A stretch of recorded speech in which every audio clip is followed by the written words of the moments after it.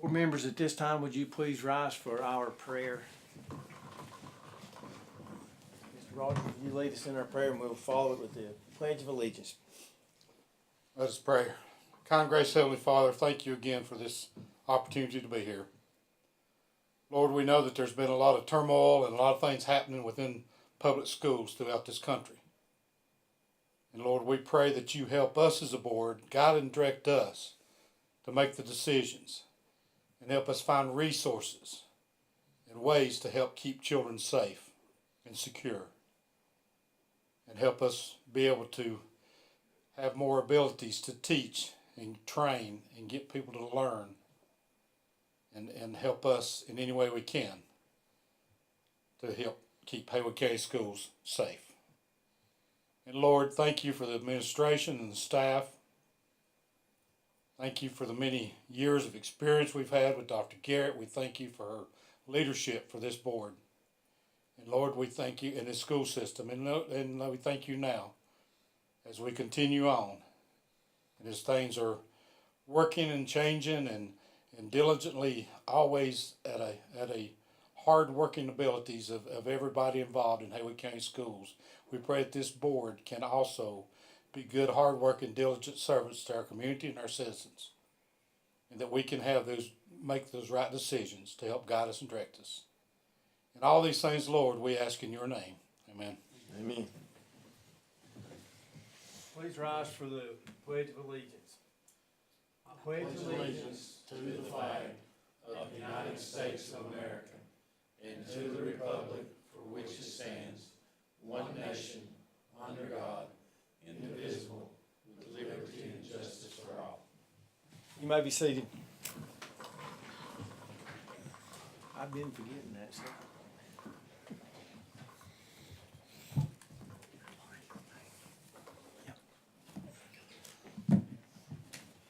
Dr. Naughty. Mr. Chairman, members of the board, guests, and staff, at this time we'll conduct the public hearing on the budget. We presented this information to you at the work session, and so we want to make sure we cover it again for your review in case you have other suggestions, and then certainly for those who are here to hear it. And we're going to do the same order that we did during the work session. We'll let Mrs. Francis go first with child nutrition, followed by Joe and maintenance, and then Angie and I will do the local current expense.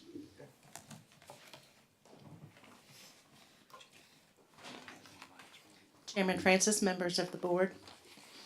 The Child Nutrition Fund budget for this year is $1,154,320, which is an increase of $5,492. The increase is due to the projected salary increase, the increase in retirement, and medical insurance. The expenses for my budget, 56% of my budget goes to labor, 39% goes to food, and 5% goes to other overhead costs. The average year-to-date cost to produce a meal for breakfast is $1.53 and lunch is $3.06. This budget anticipates a 10% increase in lunch prices, which will be brought to the board next month for approval. Any questions for Ms. Francis? I know we've gone over this several times at our work session. And any questions for Ms. Francis? Thank you, Ms. Francis. Thank you. Appreciate it. Mr. Buchanan.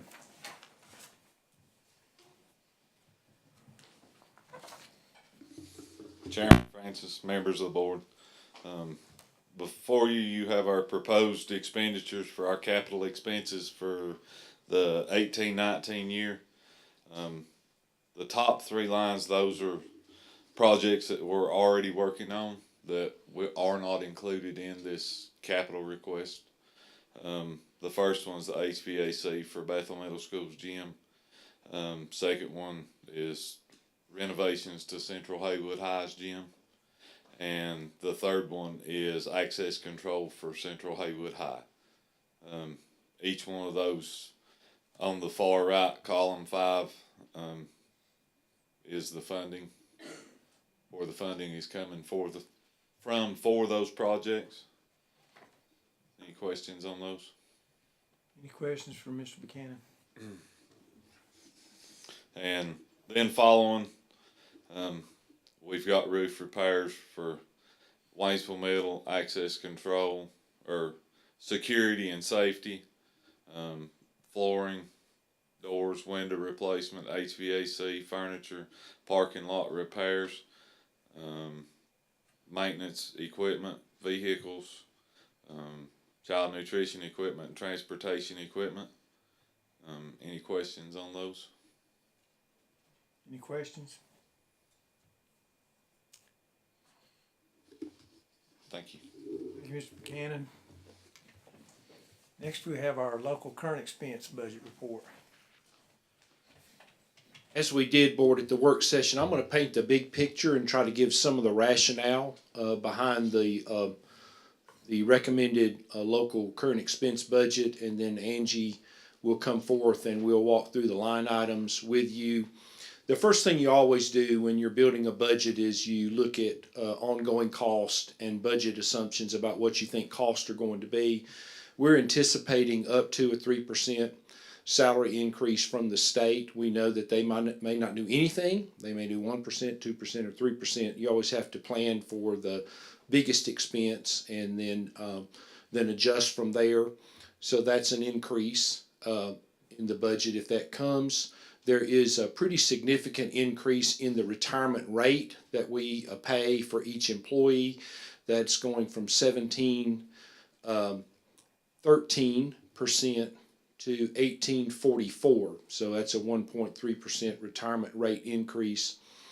And then the employer contribution for medical insurance is increasing $235, which will put that rate at $6,104. And as I told you during the budget work session, we have about 930 or so full-time employees. So with all those employees, you just start with that number, and you can see it grows pretty quickly. So those are the general budget assumptions.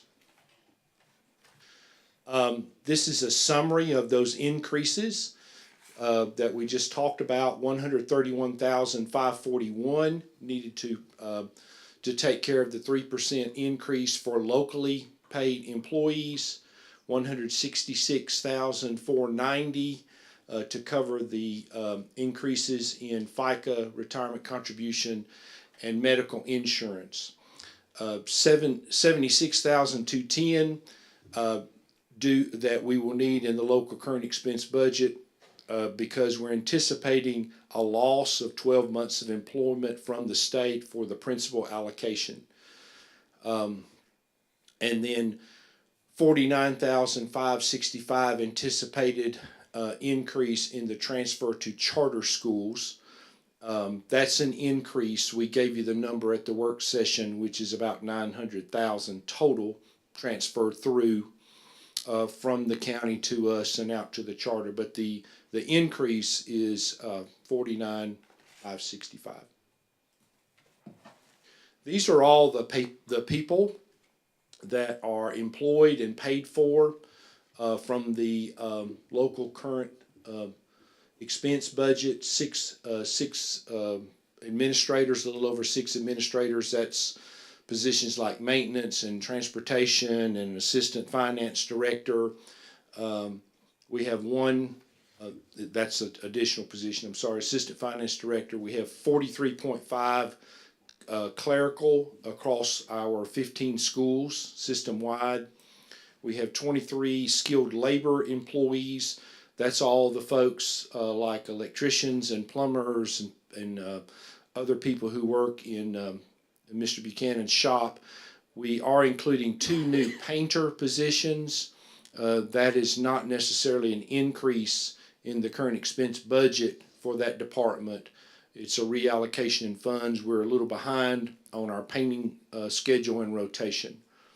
We pay for 7 teacher assistants, 8 techs. Those are the people who go to our schools and sometimes help you all with connectivity and technology connections and hardware and software issues. 17 custodians, 13 of those have benefits. 5 lead teachers. We're pretty fortunate that we can put some of our higher paid lead teachers in state. But 5 lead teachers, 29.5 classroom teachers, 3.45 instructional support position.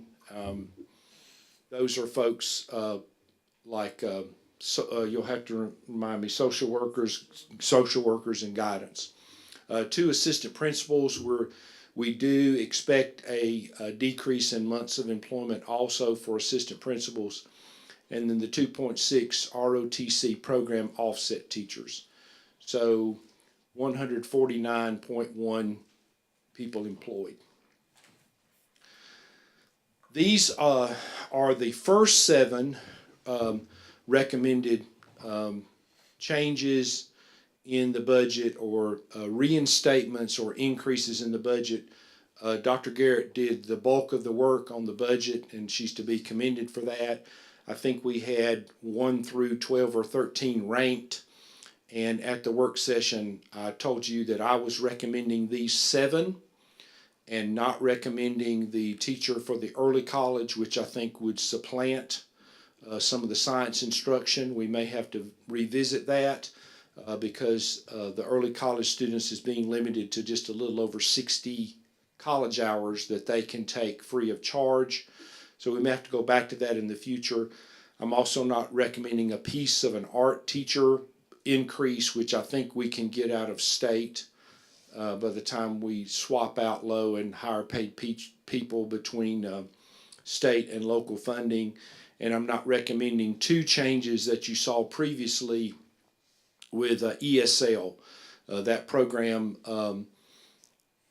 has adequate support, and so I'm not recommending those. I think I'll talk a little bit more about that on the next slide, but that's what I'm recommending to you. The reason that I'm doing that, we'll talk a little about in another slide, but basically that's some money that we might be able to use for other purposes.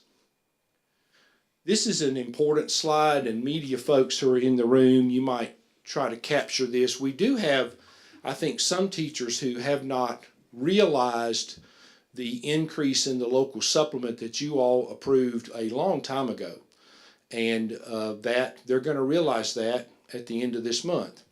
So what we did, out of the kindness of your heart and your support and the good work of other people earlier, is we were able to get our local supplement for licensed employees a little closer to those higher paying districts, mainly to our east. So hopefully we won't lose so many people. The previous rate scales on the bottom, and those were very broad swaths or ranges of years. And so what we were able to do, again, Dr. Garrett's help, Angie's, and your help, we were able to make those time or year spans shorter. And the only one that it really didn't change for was 0 to 4 years, and it goes up to 7% now.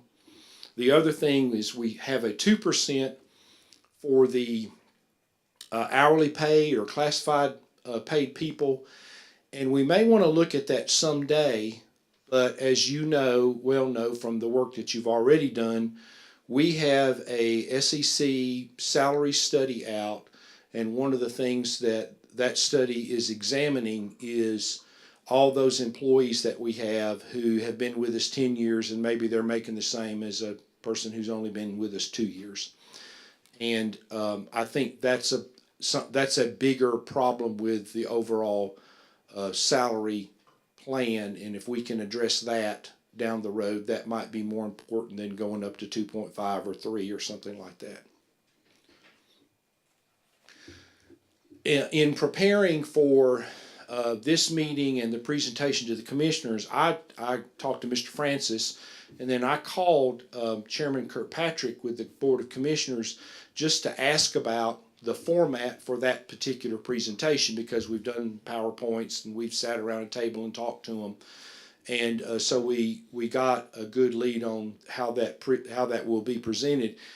He reminded me that our funding formula ended this current year, and there's the evidence of it from when it was approved. And so because going through a number of transitions. I talked to Mr. Francis and to Chairman Kirkpatrick, and with your blessing, what we would plan to do is ask them for a 1-year extension. That will still be good for us in terms of funding, and then we would have all next year to re-examine and revisit a new funding formula. Do we need to approve that separately, or is that just going to be approved? as It part could of the be budget? approved as far as the whole budget rolled in, I would think. I think as long as we approve it as part of the budget that's presented to you later this evening, or you could pull it out and do it either way. So here's the county appropriation, $15,532,892. With extending the funding formula for a year, that's an additional $442,686. And so that's a substantial amount, even though we still have budget needs. And that would put us at 15,975,578. So that's the result of maintaining the funding formula for 1 more year. Fund balance appropriation, our projected needs in what we're proposing to you for 18-19 run about 17,760,777. That would be an approximate appropriation of 1.3 million, 1,321,914. As you know, we're very efficient and effective at changing positions in and out all year long, and we probably will not spend that, but that's what we think we would have to do if we couldn't make a lot of adjustments during the year. The goal, I think that we have, and we'll take your direction on finalizing this goal, is to get our uncommitted fund balance somewhere around 1.5 million. And we should be able to do that over time, I think. And that uncommitted amount right now is 2.9. As I said during the work session, our fund balance increase is a product of our finance department really making adjustments over and over and over. You saw a few examples of that tonight during the finance committee meeting where we were saving funds or moving funds. Here are some of the unknowns. Just from a background standpoint, we've worked really hard. Most school systems in the state work really hard to finalize their local current expense budget in March or April. And then almost every year we get curveballs from the state. The state gives us cuts or they give us increases in some lines. Our fund balance is not as high, or it's higher than we expect because of weather that occurs from March to the end of the year, or major costs like equipment stuff breaking down or changing. And so the accuracy of the budget being, or the possibility of the budget being final in March is not very realistic. So I think what we're doing here is just saying we know that almost every year we're going to have to come back after we approve an initial local current expense budget and look at what the state has done and look at our number that is closer to our actual fund balance. And then for us this year, also look at our salary study. So what we would propose to do if you approve the local current expense budget this evening is we would tell you that we would be back in April or May, no later than June, obviously, to talk to you about the salary study and other appropriate changes that we can make when our numbers are a little more solid. Dr. Nolte, do we know or have an idea of when that salary study is supposed to be back to us, or? Angie has talked to them a lot, so. We are hoping to see a second draft come in next week, and then the plan is to sit down with Dr. Nolte, myself, and Hans, and just kind of see what their recommendations are going to be. And hopefully sometime April, May, June, they'll come to the board and they'll present their recommendations. What we have asked, is to give us some time so that we can see what the recommendation, what the financial impact would be of the recommendation, so that when you all hear it, then, You have some, can talk to you about the dollars tied to this recommendation. okay, thank you. Thank you, Angie. That's my last slide, isn't it? Yes, sir. Angie will walk us through the line items. Thank you.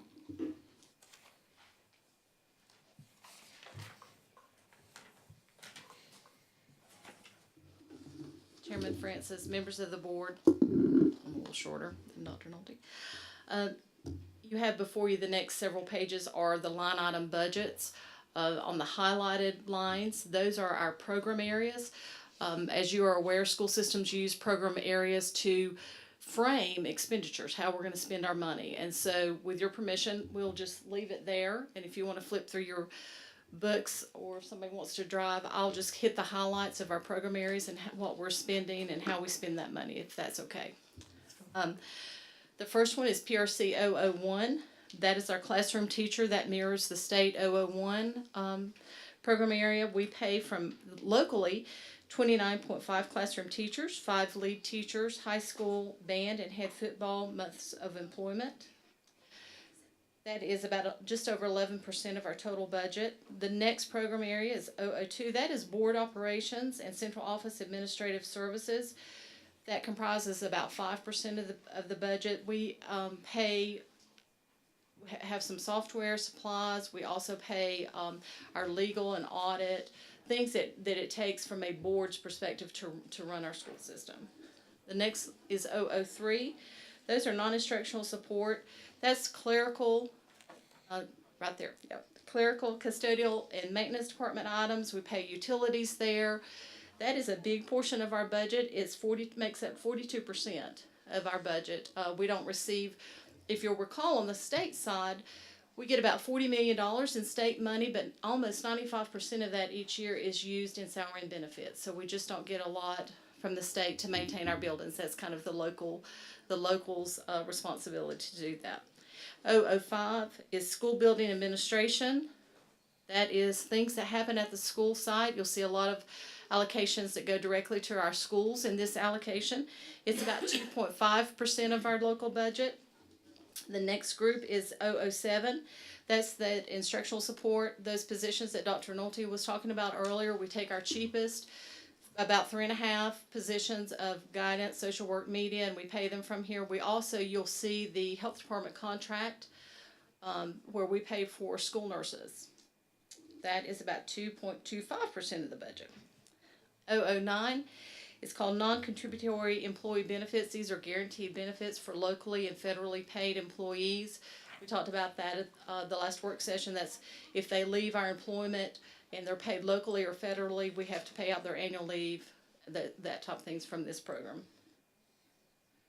014, that is $82,000. That's the local CTE program support. That program receives state money as well as a small $90,000 federal grant. 027, we pay 3 middle school teacher assistants or high school teacher assistants from that program. That is 0.5% of the budget. Program 032, that is local exceptional children program support. That budget's $130,993. Again, they receive state money, federal dollars, and then they receive reimbursement for MAC and fee for service. This is just the local support. 034, the local AIG's program support budget, $7,500. Program 036, that's transferred to charter schools. We're projecting transferring $931,000 out to charter schools. That is based on a projected 425 brick and mortar. Right now we're averaging about 410, as you're aware. Our local charter's rolling off the 8th grade, which is about 30 to 33 students, and we'll be bringing on about 44 kindergarten staff, so we've allowed for that. As well as we're projecting the fines and forfeitures per pupil will be about $50 per pupil. PRC 800, formerly PRC 048, we're changing that going into 1819. That's safe and drug-free schools. 054 is local LEP program support. 056 is local transportation program support. That is a budget for yellow buses only. Local 061 is instructional supplies and materials. It's allocated to our schools. Local 69 is $2,000. That's our at-risk. We use that to buy our DARE books. Local 072 is middle school remediation. That budget is $100,000. Local 301 is local ROTC program support. PRC 706, it's ineligible transportation. That's non-yellow bus expenditures. If our mechanics work on an activity bus or an SRO car or a driver's aid car, anything that's outside of that yellow bus activity, we pick up that cost there.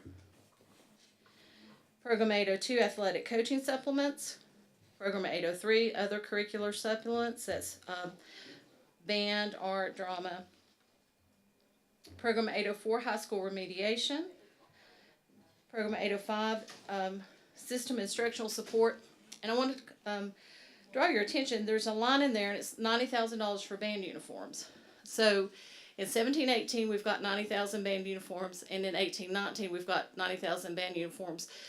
That's paying for that. I'm a little uncertain if we're going to pay for that in 17-18 or 18-19, or there may be a crossover, may pay half now and half later. So there may be an adjustment if we only pay half of that next year. I'm just not sure how we're going to pay that. But as the board, if you'll recall, we escrow $10,000 a year each year. So that's 8 years of $10,000 escrow plus 17-18. Technology support 806. 807, curriculum development, that's for elementary, high school, printing needs along with a few HR needs. 809 is local ISS. We pay for TAs along with a Meridian behavioral contract. 813 is the employee supplement that makes up 13% of our local budget. 815, public relations, $7,500 total. 816 is our employee recognitions and celebrations. 818, utilities for the old daycare center. 827 is SRO cost. We pay, the majority of that, about 2/3 of that is paid out of local, and then we pick up about 1/3 out of our state 069 at-risk money. Last year we paid just over $300,000 in SRO cost. 838 is the Pisgah High School baseball field lease.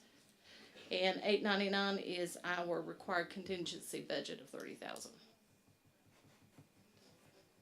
Is there any questions from Ms. Gardner?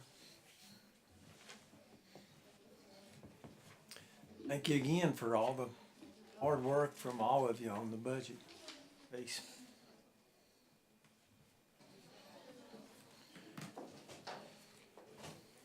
There being no further presentations at this time,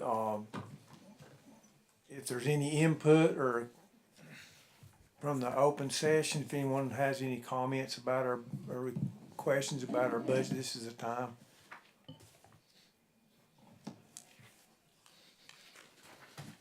Okay, this time we will close the public hearing of the Haywood County Schools Board of Education budget 2018-2019.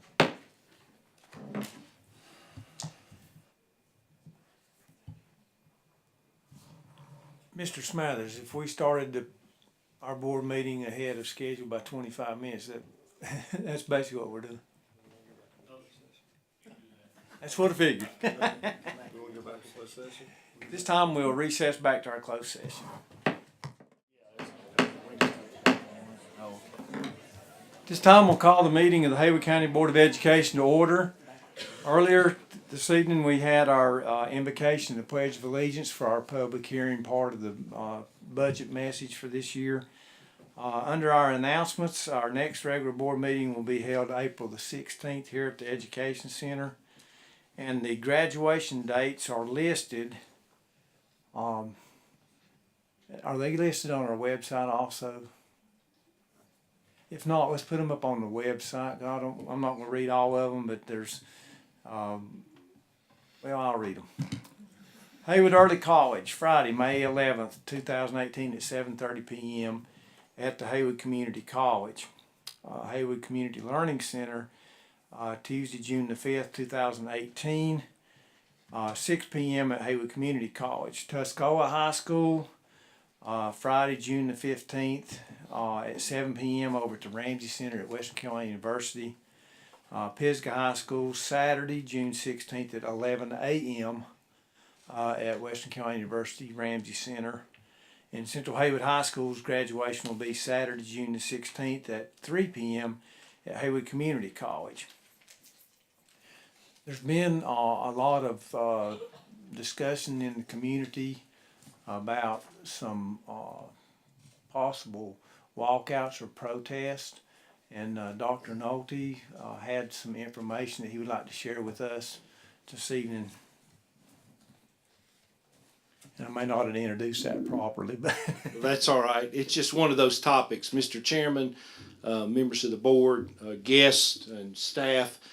Shortly after the very unfortunate shooting at Stoneman Douglas High School in Florida, we had a lot of news coverage. A lot of us received calls, and people began responding in various ways. One of the things that we did was set up a meeting in the morning with our sheriff and our police chiefs to talk about things that we control, as well as things that we don't control, and that we would want to ask our state and federal representatives to possibly help us with around this very complicated issue. And I'm sure, like me, many of you have received phone calls from the community about safety and doors and security, and who can have a weapon on campus, and where we have buzz-in doors, and how many SROs that we have. Part of the nationwide discussion that sort of happened impromptu at a few schools was students just walked out, and they did that mainly for student speech purposes. They're like us, they have freedom of speech rights, and they wanted to talk about the people who had passed away and express their feelings about, what we should do to improve the school safety situation in the country. I began communicating with our principals, in particular our high school principals, on the 23rd of March, and they began shortly thereafter meeting with some of their student leadership. In some instances, primarily this is high school, but in some instances it's student government or key clubs on campus, to talk to some of their students about, well, what are you all thinking? Do you want, as a student body, to have some kind of activity where you did that? And we thought it was best, rather than an uncontrolled walkout, to help them organize a way to express their feelings. And so I think what has happened just in the last few hours is the schools are beginning to share the details with the rest of the student body and the community about what they're planning to do. So, we had two options. One is we could do nothing and let our students walk out and not have a very organized thing, or we could help them organize. I have already talked to the local media and explained to them that this is not a community event. It's not a political event where we have different ends of the political continuum there to debate things. It's an opportunity for our students to express how they feel about that school shooting and about their own safety. And so that is being scheduled for this Wednesday. It will happen simultaneously with probably hundreds of schools across the county. It will essentially be a closed campus, because this is not for the media. We've let media outlets know if they want to talk to people afterwards, we'll see if we can get parent permission and let them do that. So I hope the buzz in the community is more positive than negative. We thought this was a way to get out in front of this potential situation and to help our students with something that's very disconcerting to them. And we want you to know that it's in no way intended on our part to be part of a political position, left or right or left. It's an opportunity to give our kids a forum in a safe way and in an organized way and in a scheduled way. So, details have probably been already distributed at our two large high schools. I know the early college, I think, was probably more interested in going to class, so they're just going to put up some posters. And so we do have some of those things planned for Wednesday. thank you, Dr. Nolte, for clarifying that. Thank you. Yes, sir. Under announcements also, I'd like to announce, it was announced also at our work session about the transfer of the property from the state DOT over to the school board. This happened a few weeks ago. I would like to say thank you to the DOT for the transition of the land adjacent to Junaluska Elementary School. If you're not familiar with where it is, it's where the old tomato packing house used to be. Future for that property could possibly be additional parking for Tuscola, Junaluska Elementary School, or for other uses as this board sees fit. I do know that there are several legislators actively seeking this. Representative Clampett was active and had a bill passed in the House, and it was over on the Senate side. I don't think it ever passed the Senate, but the DOT did transfer the property. And for that, we say thank you, and we have relayed that information back to those departments and let them know that we are thanking them for the property. Any other announcements, board members, that you have? Well, Mr. Chairman, I do have a comment, if I may, at this time, and in addition to what Dr. Nolte has said about our comments about our safety in our public schools. That, of course, is the #1 priority for us as board members, me individually for sure. And of course, our desire is to make sure that safety is of course an utmost concern to our children and to our schools. I would ask our public in helping us during these situations, these tough times, these years, to solicit legislation and as far as making decisions, as far as funding more money to hire more SRO officers. We do have a dire need. I mean, we have 5 SRO officers in 15 schools. That's sad. But the funding also has to be a part of this to help these people. We know we've got a lot of things on the table, a lot of things in the country right now, talking about veterans or retired law enforcement officials, people like that, willing to help secure and to provide safety measures for our school children. And so I would just like to say that we appreciate all the efforts and appreciate Dr. Nolte's efforts in his organization so that we have our children safe again, even on a walkout to express their rights, which is justly so, and we appreciate that. But like I say, I'd like to plead with y'all to help us and help legislation make the right decisions to help our school systems become safer for all children. Thank you. Thank you, Mr. Rogers. And one thing I would also like to add would be about the mental health segment of the population be included in any possible legislation or amount of monies that might be done. It would certainly Training, yes, etc. There's so many things. Anything else? Under agenda adjustments, there was some discussion earlier tonight about taking action separate from our budget on a funding formula request to extension. If without objection, I think it would be wise of this board to take official action on that and then inform our commissioners of our formal request to do that. So I'm going to add, after personnel tonight, we'll just add a yay or nay vote on asking the county commission for a formal extension of the current funding formula for 1 more year. And then we can decide as a board how we want to proceed. Is there any objection to adding that to the agenda? There being none, we'll add that to the agenda after item number 23. Okay.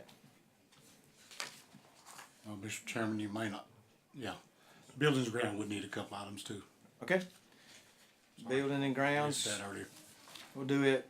Is building and grounds already on here? No, sir. We'll add it before policies. Remind me. Finance has a couple of extras Okay. items. Okay. Thank you. Next we have Mr. Ron Moss.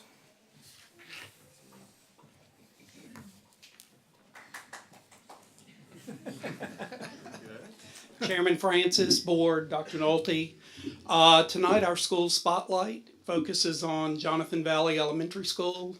One thing I'd like to say, Jonathan Valley was named a Title I Distinguished School in 2014.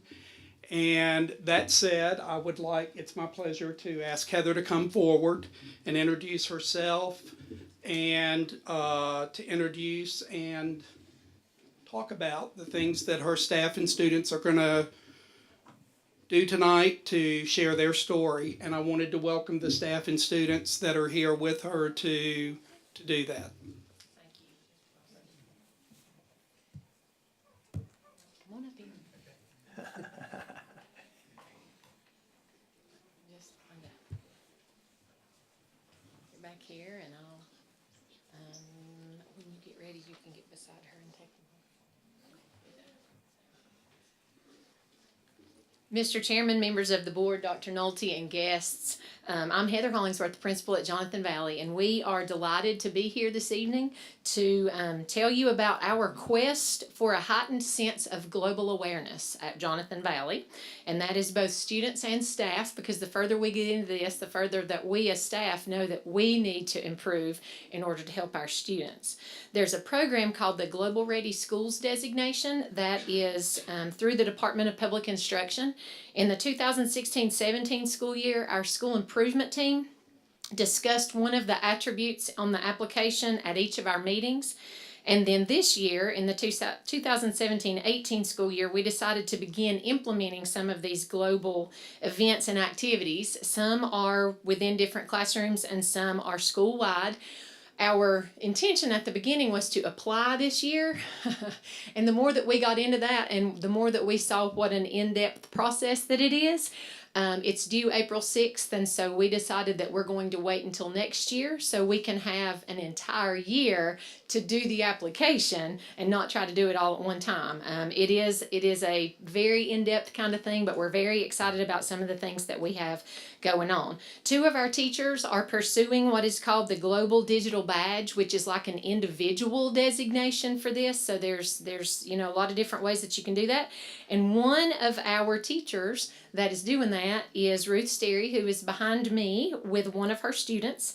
And she is one of 2 kindergarten teachers who have been Skyping. Their classes have been Skyping with a kindergarten classroom in Germany this year. And so Miss Sterry and sweet little Kaylee are going to come up here and talk to you about that. All right, do it to us, sister. Just a little bit. Look.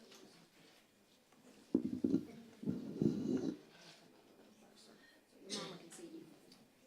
This one, right there. Okay. All right. Ready? Can you say hello? Hello. Hello. This is Kaylee, and my name is Ruth Sterry, and we are part of the kindergarten team. And our class, along with Miss Jones' kindergarten class, has been Skyping with a class in Germany. They're from an international school. They have 15 students in their class from 11 different countries. So it's been really a fun process, and if you look up there, you can see some pictures of our class Skyping.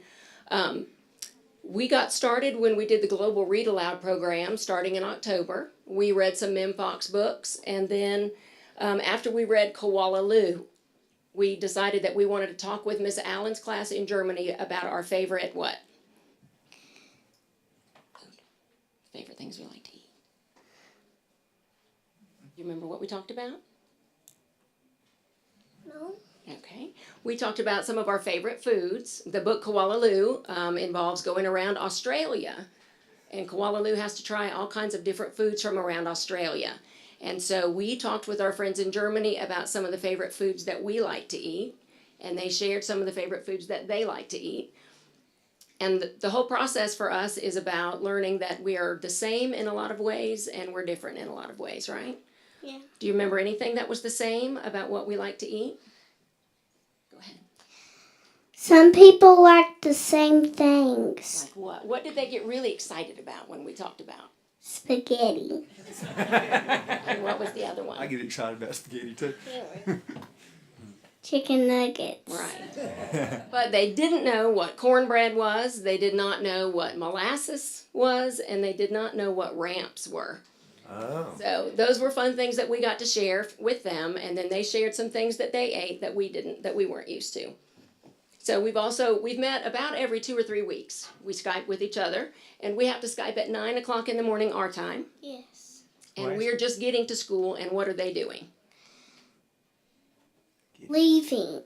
That's right. They're getting ready to go home. So when we Skype, they've all got their backpacks and their coats on, and we have just a few minutes to talk to each other before they leave. And why is it that we're Skyping in the morning and they're in the afternoon? I can't remember. Because they're on the other side of what? Earth. Yes. Earth. Good They answer. are. So we've had a really good time, and we're going to continue to Skype through the rest of this school year.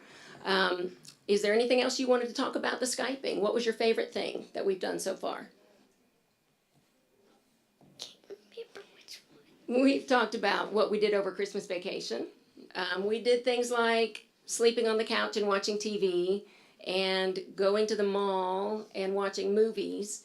And they went to ski school in Austria, and somebody went to India, and somebody else went to somewhere in Spain. So that was really interesting for our kids. And every time they share about something, we pull up our globe, or we do Skype, Google Earth, and we look at where they are in the world, don't we? Yeah. Okay, is there anything else you wanted to say about Skyping in the classroom? She has a lot more to say during a normal day, I I promise. guarantee you.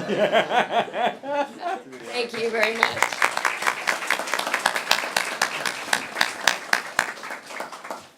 Good job, Kaylee. So they love doing that, and it's so neat. And I went in, and on the way back to the office on the radio, I said, there's one thing I know for sure. Kids are the same no matter what part of the planet, because there's a little boy in Germany that wants to be in front of that camera every time. And it's hilarious. He's just like one of our kids. He just, is a little different because he lives in a different place. So we've also got a 3rd grade teacher who's been Skyping with a class in Canada. And she wasn't able to be with us tonight, but that's a neat thing going on there too. Then in November, we had a thing called Read Around the World Day, and the next few slides on the PowerPoint are about that. On the left, well, you can see that the poster that was on that first slide, the poster with Miss Ash. So every teacher picked a book, and the book that we chose, that all of us chose, was a different book that had a global component. And so there were posters in the cafeteria lobby hanging all around with the teacher's picture holding the book. And then the kids, and you can see on that slide, or on that poster, that the kids got to go by and sign up for which teachers they wanted to go and listen to that book. Because there was 2 different sessions, one for 30 minutes and another one for 30 minutes or something like that. And so all of us had our kids, and we each had a group, and 2 different groups that came through. And so my book was Patricia Polacco's The Keeping Quilt. And so my kids got to say babushka like we were in Russia several times while we were reading. But that was a neat thing that we did to try to bring a global component in. And so if we flip on through those, then we get to our Country of the Month school-wide project. In Mexico, or in October, we featured Mexico, and we had some kids from Tuscola that came in and did dances for us, and that was really neat. And in the cafeteria lobby, we had some things about geography, and we had we sampled some different foods, and just a lot of different things. 1 grade level chose music, and so there was some maracas, and is that what those are called? Maracas? Okay, thank you, John. I saw you shaking your, And the iPad that you see in that top picture, all you had to do was go by and hit play, and it would play music from Mexico. And so this was in the cafeteria lobby as the kids were going in and out of lunch, so they loved that.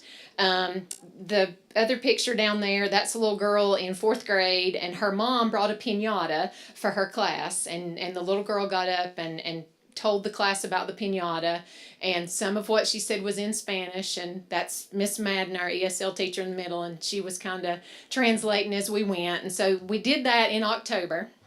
The Philippines was November, Israel was December, and we've got Japan, Germany, and Scotland coming up before the end of the school year. So that's one of the neat things that we're doing. We have a plan to paint hello on our front sidewalk on the way out. and on the way in, and goodbye on the way out in many different languages. So that's a spring and summer kind of project that we've got in the works. Our teachers right now are all reading a book called The Global Education Toolkit for Elementary Learners, and we're having book study sessions each week.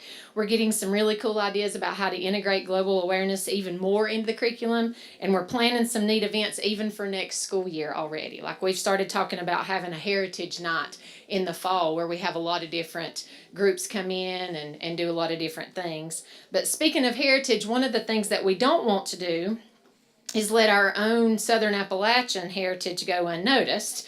You know, I want our kids to know what cornbread is so they can tell us kids in Germany. So last spring, we had the Mountain Faith Band come, and, you know, they are bluegrass, and our kids really liked it a lot. And they also do a writing program called Write My Story, and so it was kind of a way to get the global piece in with the writing component as well. So, all right, well, that is enough of me. I have some fifth graders and Mr. Serenius behind me that are on our newspaper staff, and they're going to talk to you about our school newspaper that we started this year and how it ties into this global awareness piece too.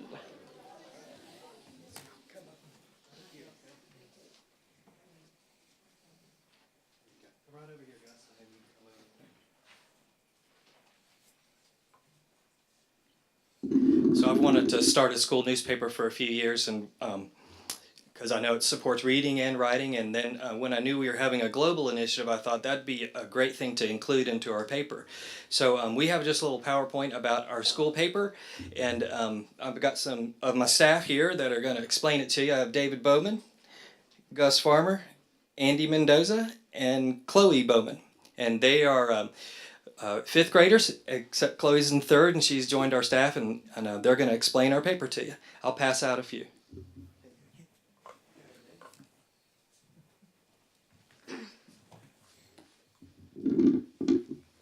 Our first issue came out in October, which our stories are based on stuff about our school, our community, and the world.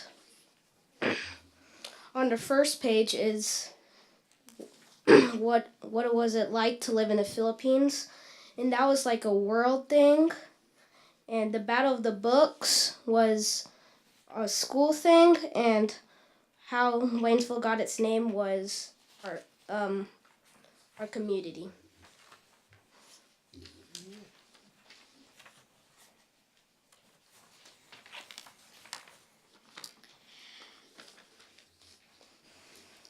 We made 3 big sheets where we'd put the school, the community, and the world on there, and we'd brainstorm ideas for people to decide, like a multiple choice test, to see what they want to write about in our school newspaper.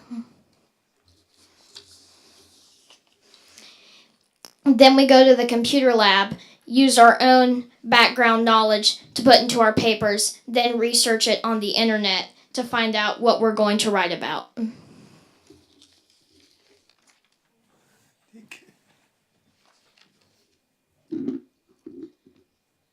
Then, after we had it all in the computer, we would start stapling it up, and we would go to the copier and copy a lot, like about 200 and on each issue. When we would sell it for 25 cents in the lobby in front of the school, and we would sell a lot.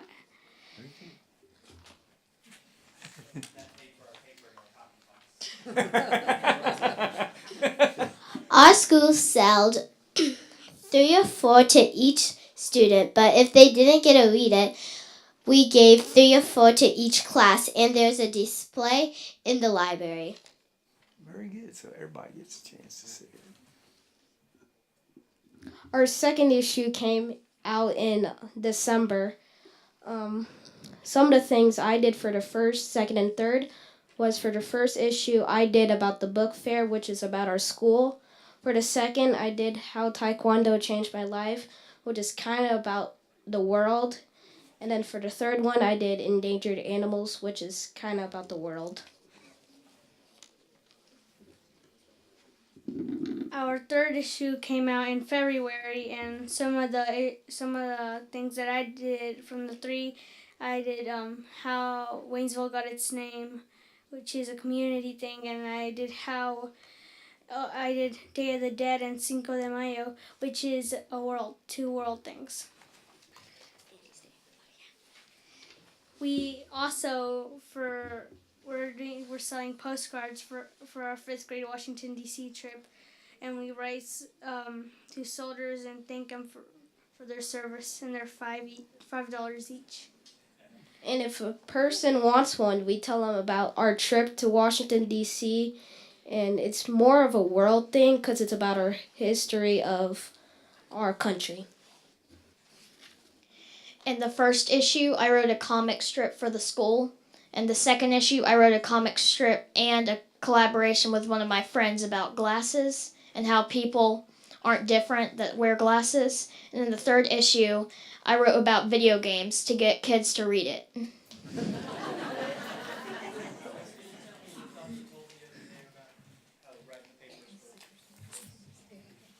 We want to write the papers for kids, not for the teachers.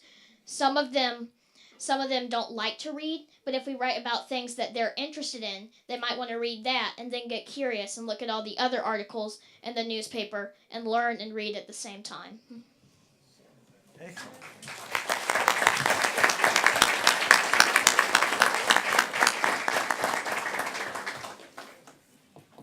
All right, so obviously that last slide was a very thinly veiled sales pitch for our Washington, D.C. trip. So if you would like to send a postcard to someone or to a soldier while they're in D.C., just call the school and we'll get you hooked up on that. Thank you very much. We, as I said, are very excited about a lot of the things that we're doing at Jonathan Valley, and we invite you to come down anytime. Thanks.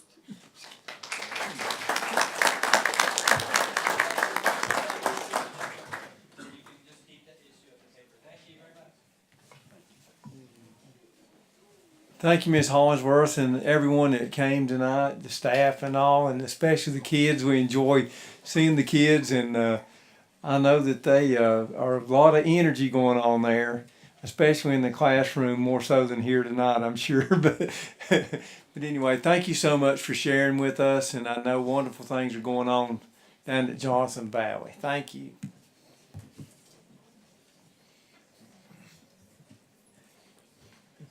Next, we have Miss Belinda Trenton.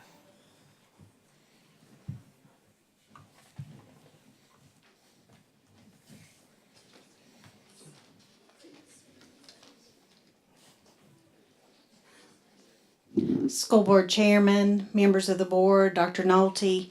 I am very excited tonight to get to announce our two recipients for Governor's School this year. Just a little bit about Governor's School for those of you who do not know. Governor's School started in 1963 and is the oldest statewide summer residential program for gifted and talented high school students in the nation. This program is open to rising seniors only, has had over 35,000 North Carolina high school students attend the program, and then go on to successful careers both here in the state and throughout the country.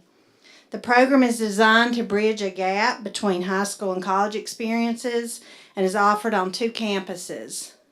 West at Winston-Salem, at Salem College, and then east at Meredith College in Raleigh. The English curriculum, which both of these students tonight were selected in English, focuses on modern and postmodern fiction, poetry, and drama. Students are encouraged to read closely, imaginatively, analytically, and empathetically. And some of the teachers incorporate creative and analytical writing workshops to help the students improve their writing. These two students started this process in September of 2017, and they had to meet the eligibility criteria to go on to the state selection process. Once they were sent to the state, a selection committee with specialists in each academic discipline reviewed and scored each of the students' applications, ranking all the nominees in that particular discipline. Students will begin their experience on June 17th and end July 25th. So they'll have 5.5 weeks that they'll stay on campus. And they'll have a 3-day break, and that's the only time they're allowed to leave the campus. So it's a good bridge between high school and college. Students who are accepted must pay a $500 tuition fee. Haywood County schools are very fortunate to have Dr. Doris Hammett, who sponsors our participants. For all those who are selected, she pays that $500 tuition fee. At this time, we have one from Tuscola and we have one from Pisgah this year. So at this time, I would like to introduce Gracelyn Woods of Pisgah High School, our Pisgah High School recipient in English.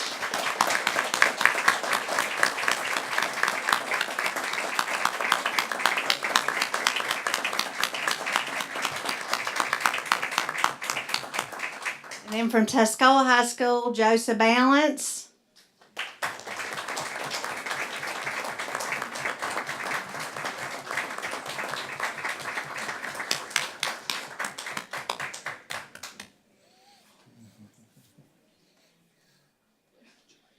Very excited for both these girls. Congratulations. And I know that they're going to represent Haywood County Schools exceptionally well. It is a difficult process and takes a lot of work, and we are very proud of both of them.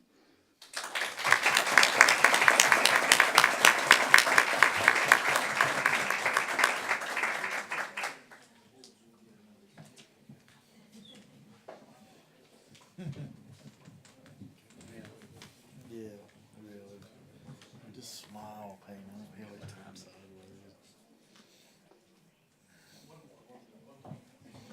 You're famous.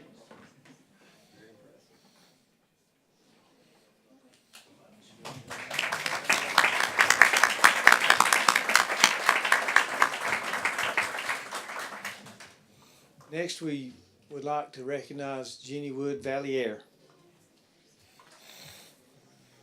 Chairman Francis, members of the board, Dr. Nolte, it's my pleasure tonight to recognize our awesome band directors at 3 of our schools who are going to recognize some students for some very impressive honors. We have Adam Stewart from Waynesville Middle School, Tim Wise and Dylan Engel from Tuscola, and Stephen Paris from Pisgah.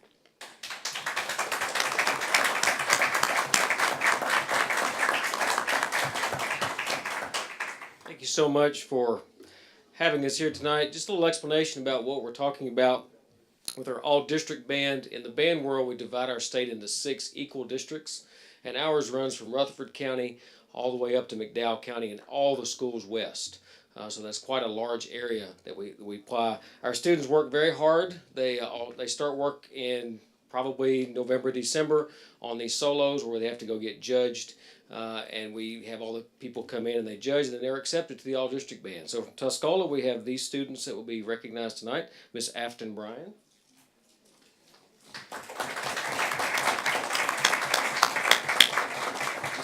Mr. Alex Georgiev.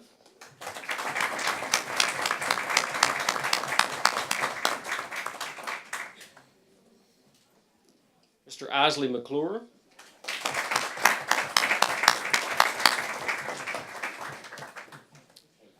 Miss Jennifer McHenry.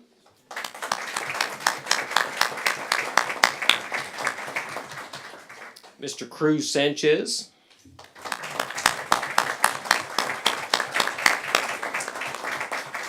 Mr. Robert Super.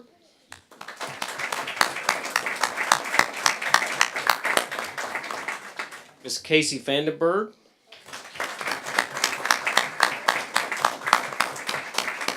Two students that could not be here tonight, Mr. William Clark and Anthony Gaetano. If you place high enough at the all-district band level, you get to audition for All-State, which is basically every school in North Carolina. And they take the top people of each instrument. So we were very fortunate to have 2 students to make the All-State band, Mr. Harper Schwab.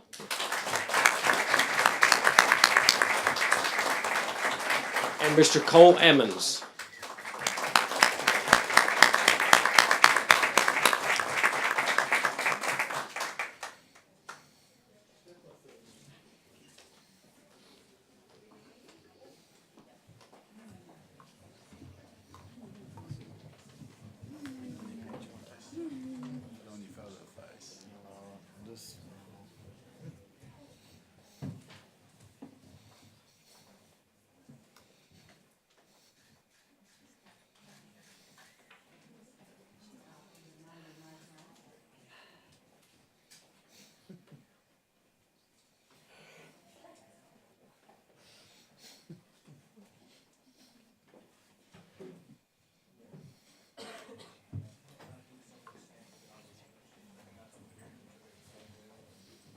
That'll work too. Okay. My name is Adam Stewart. I'm the band director at Waynesville Middle School. I'm going to take a second and recognize our two students that made the Western Region Jazz Band. The first is Xander Perilla.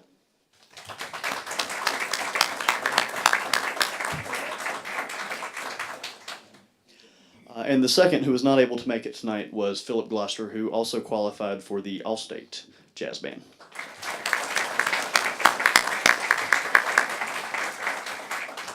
Good evening. My name is Jamie Graber, and I'm one of the band directors at Waynesville Middle School as well. And I'm going to be recognizing our students who made all district band at Waynesville Middle School, starting with Hannah Wells on clarinet.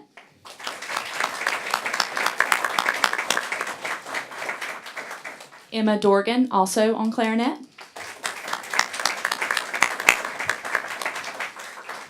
Lily McWhort on clarinet.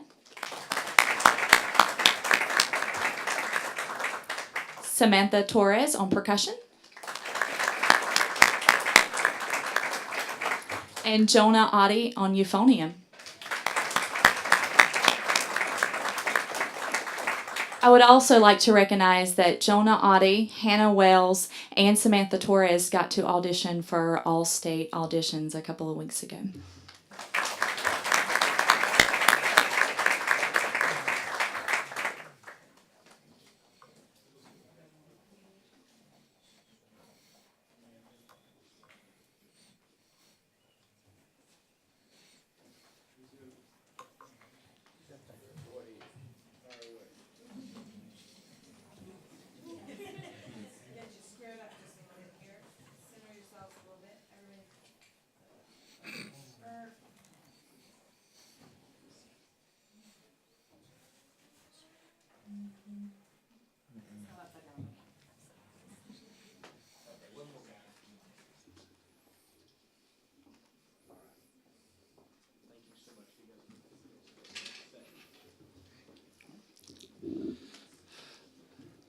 My name is Stephen Paris. I'm the band teacher at Pisgah High School. We would like to recognize the students from Pisgah that also participated in all district band. First up is Miss Mia Ball on clarinet.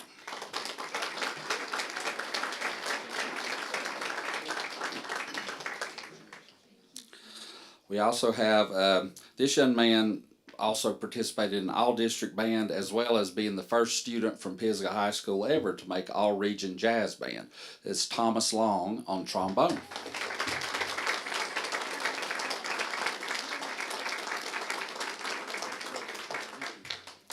And we also have Joseph Putnam on tuba.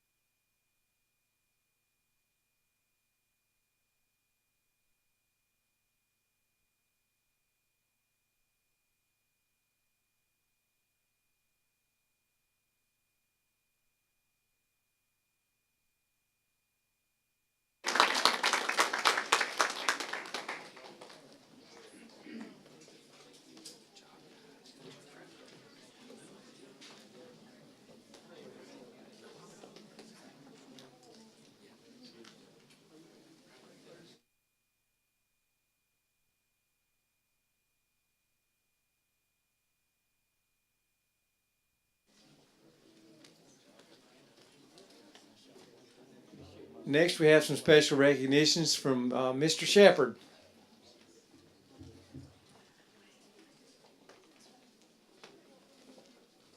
Good evening, Mr. Chairman, members of the board. I hope I can keep policy and Kids in the Creek and athletics straight tonight for you. All right, so we're going to start out with Kids in the Creek recognition, and I'm going to give you a copy of this artwork first that this young man has done. Yeah, that'd be good. There you go. So, Mr. Haney, the secondary supervisor, would be presenting this, but he is at the collaborative conference this evening. So he's asked me to present these, and I was happy to do that.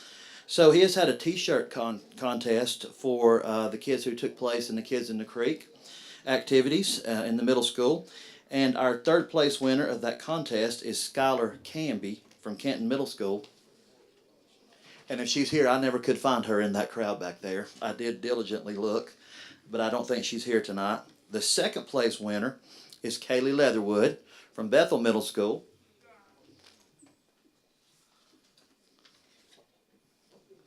Kaylee Leatherwood.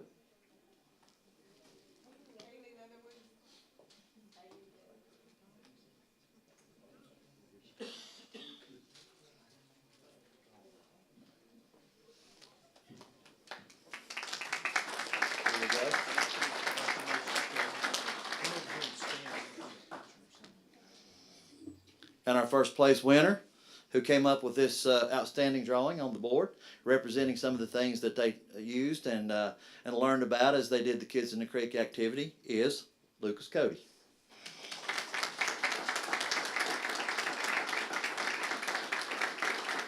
There you go, sir. Congratulations.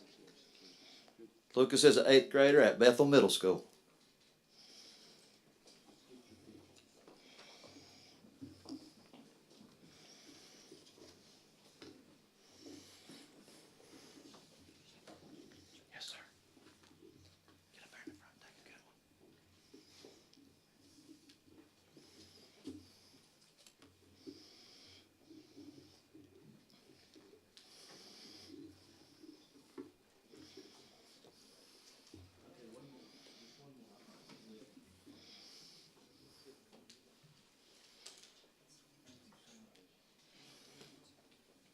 Thank you, guys.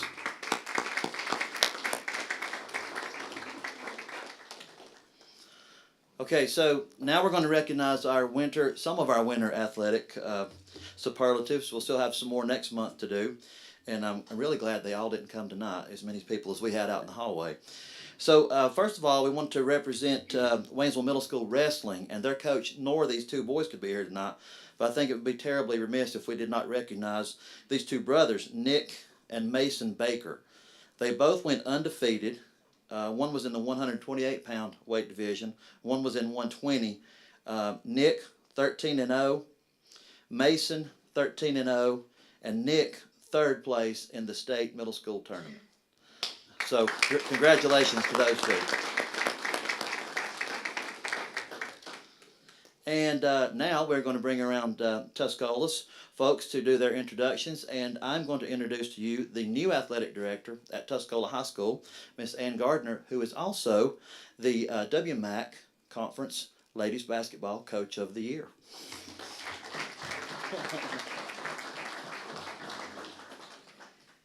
Thank you, and I want to thank the board for recognizing the accomplishments of our winter sports. Our athletes represented themselves positively and with pride. We had 2 conference championships this year, one in girls basketball and the other in boys swimming, and then we had an individual conference championship in wrestling. And we brought along some of our other accomplishments throughout. And I'll start with basketball. And so y'all can come up this way. Come on. All right, so this year our girls entered this new conference, just excited about the new possibilities, and had one goal right here. So we had one goal in mind, and that was to win a conference championship. And under the leadership of our seniors, Ashley Arwine, Faith Robinson, Courtney Craigie, and Mariah Husky, we were able to do that. We finished the season 21-6 overall and 15-1 in the conference. And so a couple of awards we got this year. All conference selection went to Faith Robinson.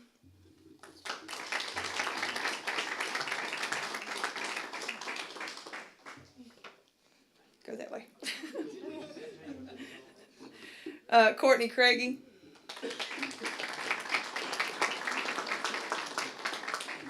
Gracie Glantz, aka John. Sierra Jackson. And our player of the year in the conference went to Shelby Glantz.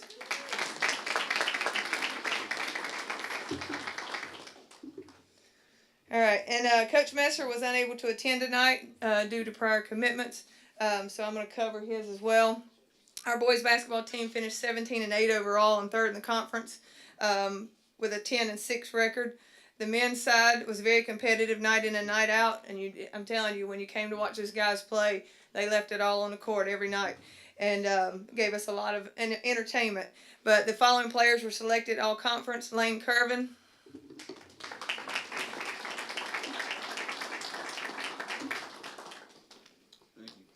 Jared Swanger,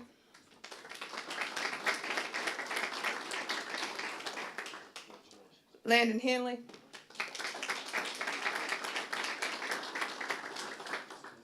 and Max Rogers.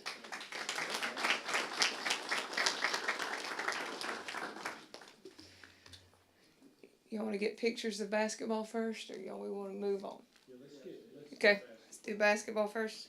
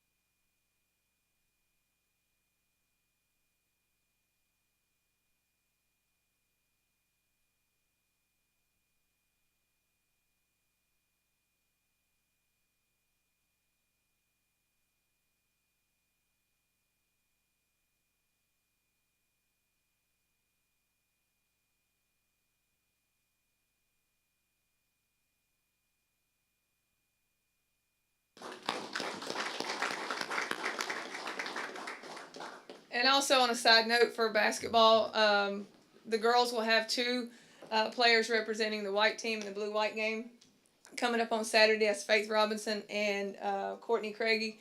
And the boys will have two also, and it'll be Lane Curvin and Jared Swanger. So.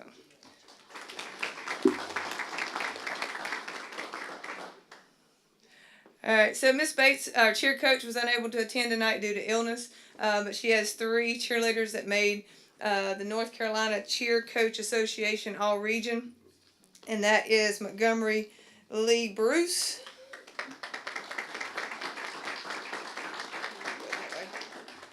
Lexi Kirkpatrick, and Kentley Nelson.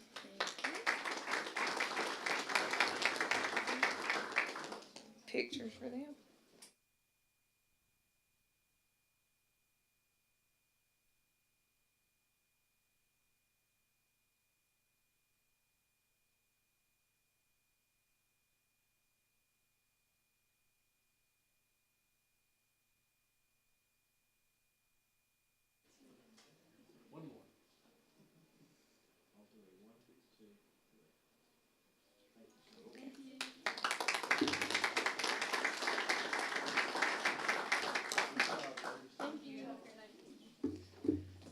All right, so now I'd like to introduce Austin Reese. He's our wrestling coach, and he has an award to present as well.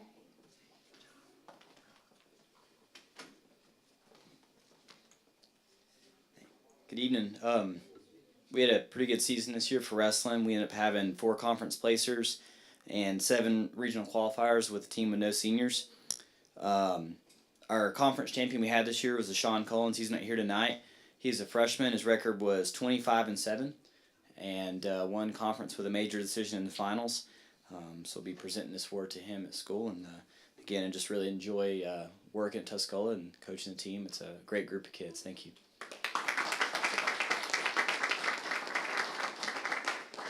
And I believe our swimmers had a prior engagement and they must have left. But as I mentioned earlier, they were also conference champions.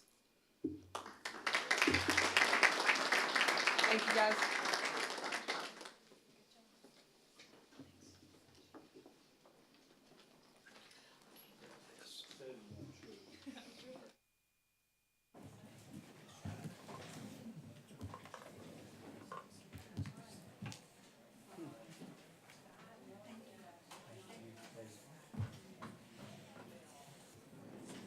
It's great to see all the accomplishments, not only on the athletic field, but in the classroom that we saw, and in the arts with the band. We appreciate all the hard work. I see a lot of your work, and I tried many times being the district band, all district band, but I never did quite make it. So it's not easy to do. Not saying that I was ever that great at it, but I tried anyway. But anyway, Ms. King, has anyone signed up to address the board tonight during open session? Thank you. Board members, you've had an opportunity to read and look over the closed and regular session minutes. At this time, we entertain a motion to be approved as presented. So move. Mr. Kirkpatrick has made a motion. Do I hear a second? Second to Dr. Rogers. Any questions or comments on the motion on the floor? There being none, we'll vote. All those in favor say aye. Aye. Opposed? Motion carries unanimously. Next we have on our agenda Mr. Ron Moss. Chairman Francis, board approval is being requested for the 2018 summer school plan. Students who pass a course or a subject but are not proficient on the associated end of grade or end of course test will have the opportunity to be remediated, and they'll be able to have a second administration of the test provided. All of this will happen after the current academic year closes. Student participation is voluntary, and parents will have the final say on whether or not students will attend summer school or not. Okay. At this time, I'll entertain a motion. We approve the summer school plan as presented. So moved, Mr. Chairman. Mr. Rogers made the motion, second Mr. Kirkpatrick. Any question or discussion on the motion on the floor? There being none, we'll vote. All those in favor say aye. Aye. Opposed? Motion carries unanimously. Thank you, Mr. Moss. Mr. Chairman, I'd like to take a second just to congratulate or to thank Mr. Moss for some of the work he's done with the summer school funding. In our finance meeting today, we realized that there's some money that might be sent back to the state for summer school if not used, and I think you were instrumental in being able to retain that money and stretching it out until the next year. So I do appreciate your work on that. Thank you, and with the help of other people as well. Thank you. We said we were going to do building and grounds at this point in time. You had a few items that we needed to bring before the board. This time I'll recognize Mr. Jimmy Rogers, chair of our Mr. Chairman. Been around so long. I've had a lot of different building and grounds committee chairs. So Mr. Jimmy Rogers, sorry. Thank you, Mr. Chairman. The Buildings and Grounds Committee has met earlier, and at this time, Buildings and Grounds would like to bring forth to you as a motion that Mr. Joe Buchanan, our maintenance director, is to meet with the Champion Credit Union about securing a land that is adjacent to the Tuscola High School practice field. I have a motion from the building and grounds. Do I hear a second? Second. Second, Mr. Kirkpatrick. Any question or discussion on the motion on the floor?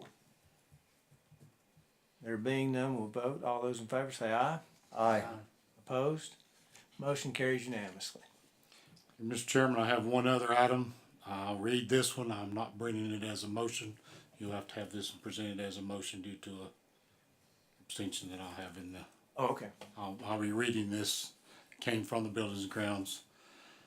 Central Haywood High School can proceed with the purchase of a metal building as long as the CTE and Central Haywood High School ag funds are available. I would like to put that in the form of a motion, please, Mr. Chairman. We have a motion from Mr. Kirkpatrick. Do I hear a second? Second. Second, Dr. Rogers. The chair's been informed that there's a conflict of interest, and so we're going to allow Mr. Jimmy Rogers to recuse himself from the vote on this particular issue. Are there any questions or discussion on the motion on the floor? There being none, we'll vote. All those in favor say aye. Aye. Opposed? Motion carries unanimously with one board member recusing himself. Thank you, Anything Mr. else? Chair. That is all we have from the Buildings and Grounds at this time. Okay, very good. Mr. Shepherd, you've had a busy night tonight. We'll recognize you one more time. Thank you, Mr. Chairman and members of the board.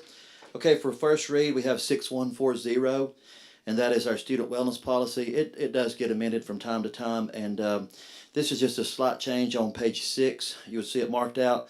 It will just clarify that food is not to be used as a reward or a punishment, but I guess just as food. Something to eat. Okay, and 6140 will be tabled until the next regular board meeting to allow for public input.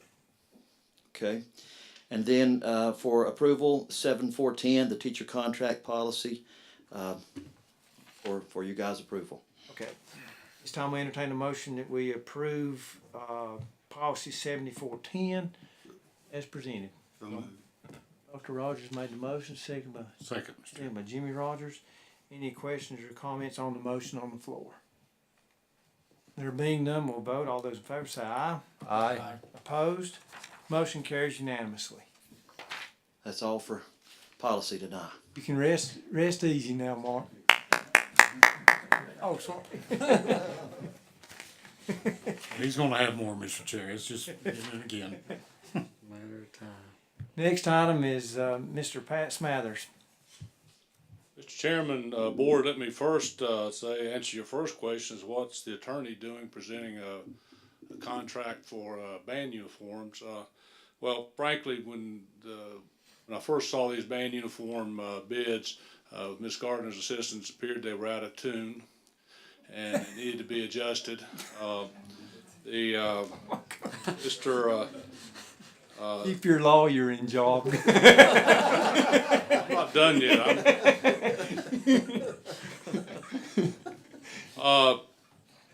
There were three companies submitted bids, and after the first tabulation of these informal bids, Ms. Gardner has talked about how the money's been saved up over the years, but the first bidder was basically rejected for quality, and then when the original bids, came in, it appeared that we were selecting the third highest bidder for one school, which was another company we were rejecting for quality on the second highest bidder. So we were definitely off key. We went back and looked at the figures again, and had to adjust for some drum major uniforms, but I can firmly say now and recommend these to you because we're all playing off the same sheet of music. Okay, Mr. Smathers. Any questions for Mr. Smathers before we proceed? This time we entertain a motion that we approve the contract or the bids for the Pisgah and Tuscola High School band uniforms. Make a motion to approve. Mr. Henson's made a motion. I hear a second. I'll second it. Mr. Clark. Any question or discussion? So now we're buying them all from one company, same company? That was my. Oh, two different, but the different difference was is the design and the drum major uniforms. So, Okay. and if that, I'll just leave the field. Okay. Jeez. Any question or discussion on the motion on the floor? We got to pull it back. There being none, we'll vote. All those in favor say aye. Aye. Opposed? Motion carries unanimously. Thank you, Mr. Smathers. Mr. Chairman, members of the board, guests, and staff, we'll try not to let Mr. Smathers present much in the future. I bring to you for your consideration for approval at this time the local budget that you reviewed at the work session and earlier this evening in the public hearing on the local budget. Okay. This time we entertain a motion that we approve the local budget as presented. So moved. Dr. Rogers has made the motion. Do I hear a second? Second. Second, Mr. Francis. Any questions or discussion on the motion on the floor? I would just like to say, Miss Angie and members of the staff, Child Nutrition and Mr. Joe with maintenance, everything looked good. Thank you for all your hard work trying to get all this together. There's only one thing I would like to mention, which I've mentioned it since the charter schools in Haywood County has come about. I disagree that we funnel the money, the state funnels the money through Haywood County schools, then we pay them. I know that there are some works that maybe that might be changed in the future. I mean, I don't really know. But I still think it's something that I disagree with, have disagreed with it. I don't care what school you go to or where you send your kids. But Haywood County Schools does not need to take that money and then turn around, take it, pay them. So I said my beef. Go ahead. Any other questions or comments? I think you'd probably preaching to the choir, Mr. Kirkpatrick. I know, but I still having it on record. That's I okay. still just like saying it. I understand. Any other questions or comments? There being none, we'll vote. All those in favor say aye. Aye. Opposed? Motion carries unanimously. Thank you, Board. Thank you. Next on our agenda, we have the Finance Committee Chair, Mr. Henson. Okay, a couple of items. The Finance Committee met and would like to make a motion that we declare the printers, access points, and networking gear that Mr. Trenton brought to the Finance Committee this evening as surplus equipment and allow him to auction it off. Okay. That is form of motion. Okay, we have a motion from the Finance Committee. Do I hear a second? I'll second it. Second, Mr. Clark. Any questions or comments on the motion on the floor? There being none, we'll vote. All those in favor say aye. Aye. Opposed? Motion carries unanimously.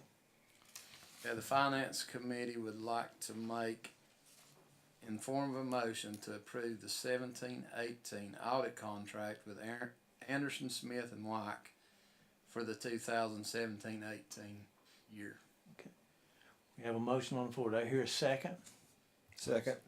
Second, Mr. Francis. Any question or discussion on the motion on the floor? Did the price change? Any? The actual fee stayed the same with an exception of they added the state. I'll defer to Angie, Miss Gardner.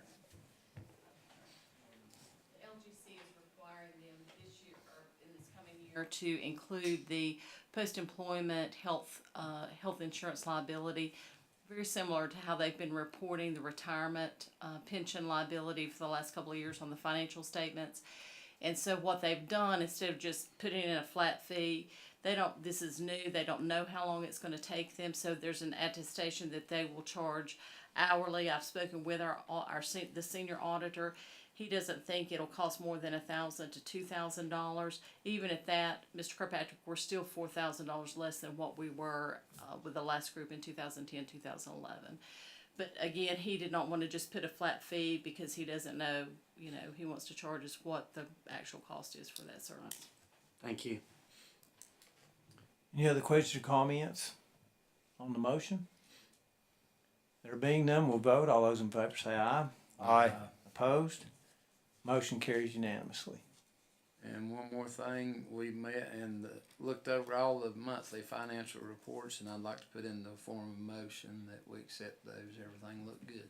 Okay. We have a motion on the floor to accept the regular monthly finance reports. I'll second that. Second, Mr. Kirkpatrick. Any questions or comments on the motion on the floor? There being none, we'll vote. All those in favor say aye. Aye. Opposed? Motion carries unanimously. That's all from my finance. Is that all? Thank you very much from the Finance Committee. We appreciate your hard work, and Dr. Nolte will have our personnel next. Mr. Chairman, members of the board, guests and staff, board, for your information and consideration, we have 11 employment separations for your information, and 6 leave of absence for your information. For your approval, we have 6 employment recommendations, 23 employee status changes, 1 contracted service, 7 substitutes, 7 employee coaching contracts, 2 non-employee coaching contracts, and 6 volunteer coaching service contracts. This time we entertain a motion, we approve the personnel as presented. So moved, Mr. Chair. Mr. Rogers has made the motion, do I hear a second? I'll second it. Second, Mr. Clark. Any questions or discussion on the motion on the floor? Being none, we'll vote. All those in favor say aye. Aye. Opposed?